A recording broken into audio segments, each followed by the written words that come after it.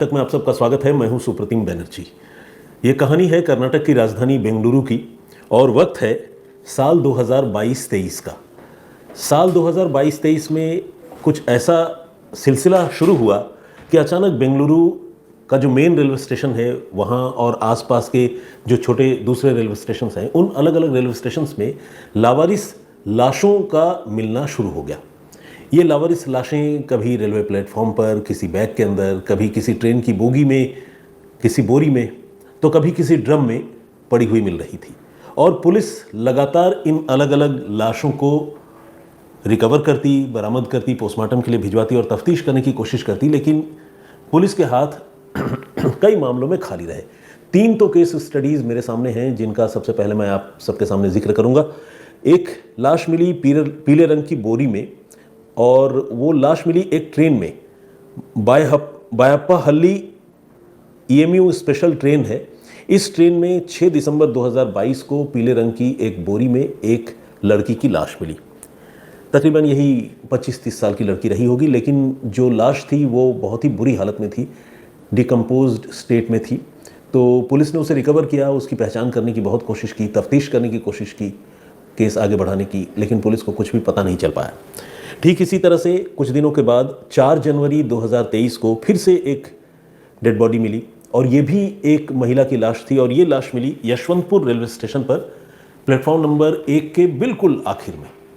Police ने इसको भी रिकवर किया, तफ्तीश करने की कोशिश की, लेकिन कोई लीड, कोई हेडवे नहीं मिल पाया। ये केस भी अभी तक अनसुलझा है। इसके बाद 13 मार्च 2023 को सर एम विश्वेश्वरैया टर्मिनल है बेंगलुरु में, वहाँ पर एक नीले रंग के ड्रम में एक महिला की लाश मिली जिसकी उम्र वही 25 से 30 साल के आसपास थी। और इस मामले में भी उस महिला की पहचान जो है शुरुआती तफ्तीश में नहीं हो सकी।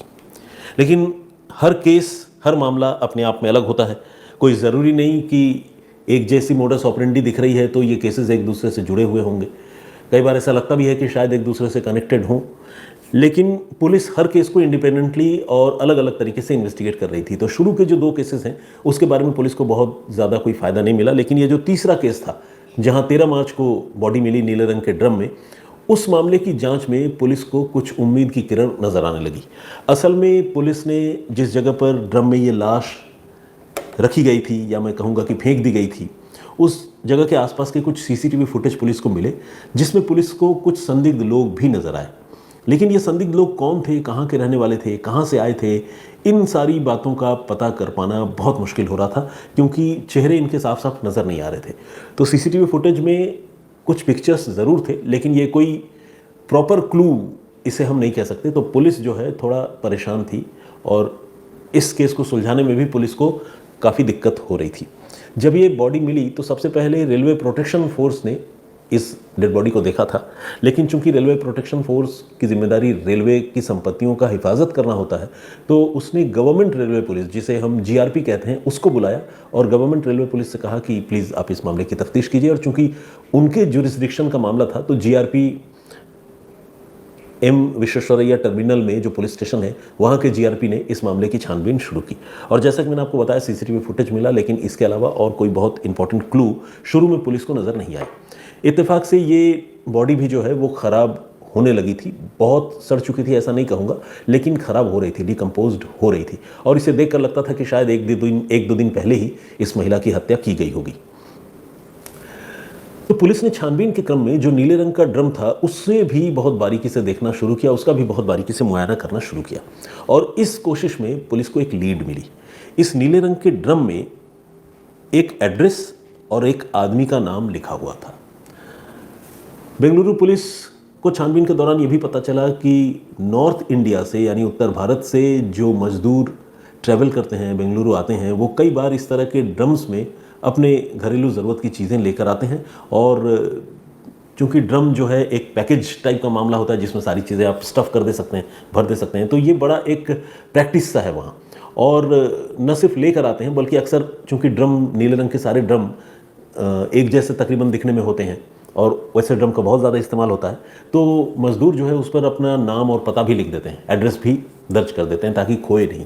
तो ये जो नीले रंग का ड्रम था, इसमें भी एक नाम और पता लिखा हुआ था, लेकिन क्या जिसका नाम लिखा हुआ था या जिसका ये पता था, क्या वही कातिल था? उसका कत्ल से डायरेक्टली कोई रिलेशन था या नहीं?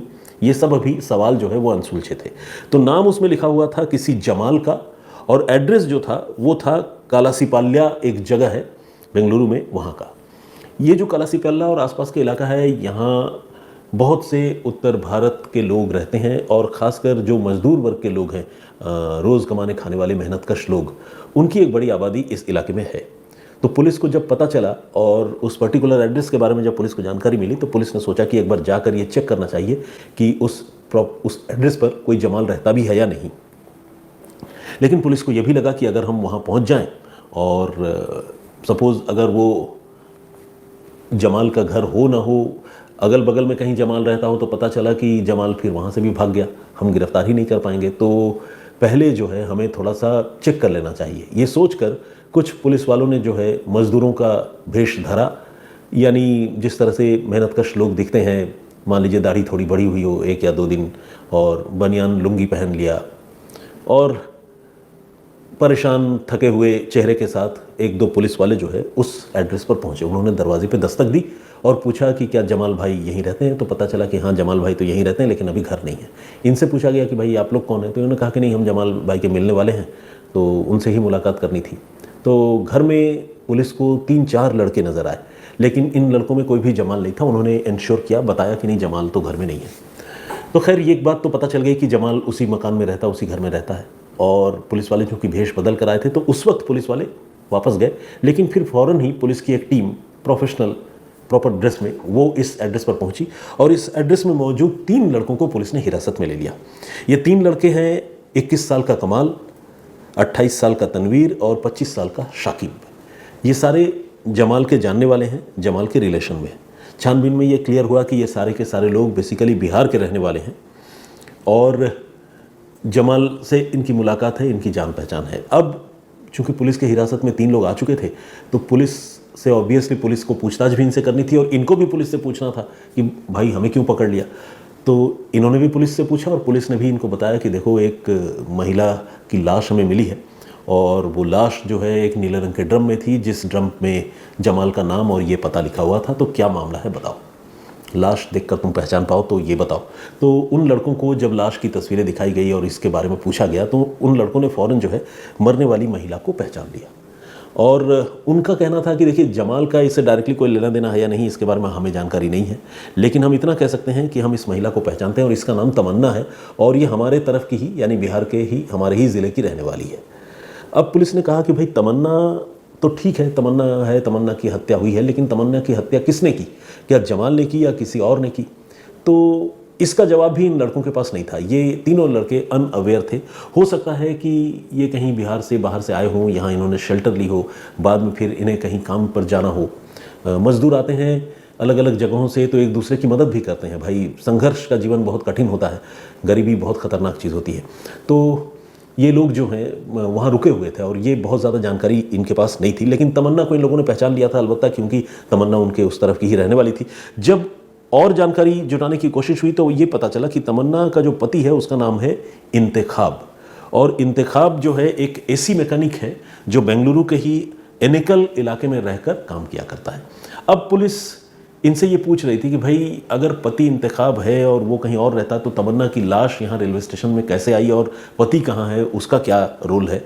तो इस सिलसिले में जब पुलिस ने जांच आगे बढ़ाई, तो फिर एक और कहानी निकलकर सामने आई।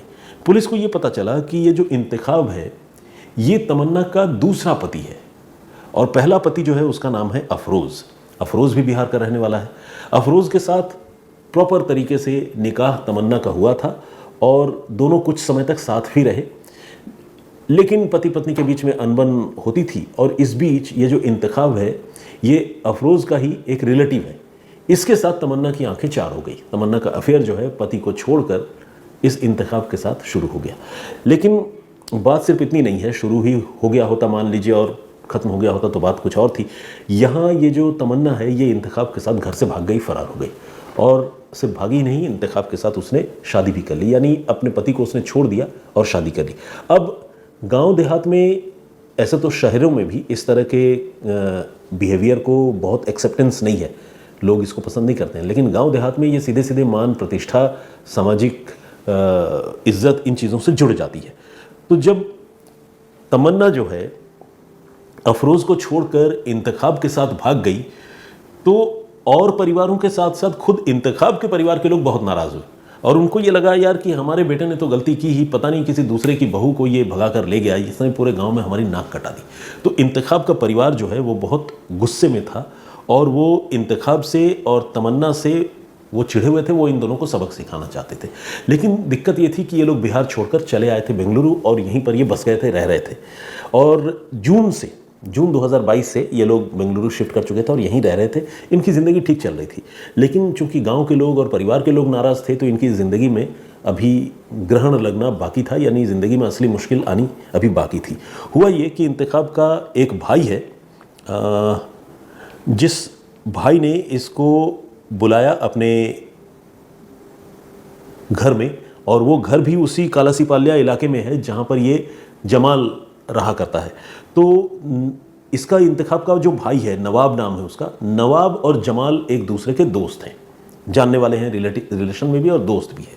तो नवाब ने एक रोज़ अपने भाई इंतखाब को बुलाया और साथ में बुलाया अपनी भाभी को भी, यानी तमन्ना को, और बातचीत करनी थी उसी शादी के मसले पर कि भाई तुमने ऐसा क्यों किया और भागना नहीं चाहिए था, परिवार की नाक कटा दी, इसको छोड़ो, यही सारी बातचीत होनी थी।